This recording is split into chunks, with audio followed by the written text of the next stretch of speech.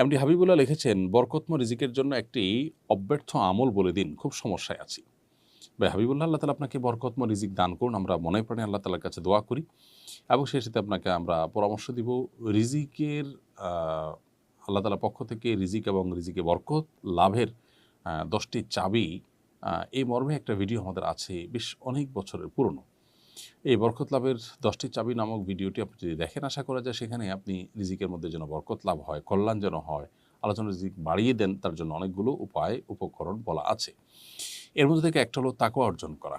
আল্লাহ তাআলা বলেছেন যে ওয়ালাউ আন্না আহলাল কুরআন আমানু ওয়াত্তাকাউ লাফাতাহনা আলাইহিম বারাকাতিম মিনাস সামা। কোনো জনপদের মানুষরা যদি তাকওয়া অবলম্বন করে, আল্লাহ ভীরুতা অবলম্বন করে, তাহলে সেক্ষেত্রে আল্লাহ বলেছেন আসমান থেকে তাদের জন্য বরকতের দুয়ারসমূহকে ওপেন করে দিবেন। ইস্তিগফার করলে আল্লাহ তাআলা রিজিক বাড়িয়ে দেন। আত্মীয়তার সাথে সম্পর্ক ভালো রাখলে আল্লাহ তাআলা রিজিক বাড়িয়ে দেন। রিজিক বাড়ানোর আরও যে সমস্ত আমলগুলো রয়েছে কোরআন হাদিসে, সেগুলো আমরা বেশি বেশি করার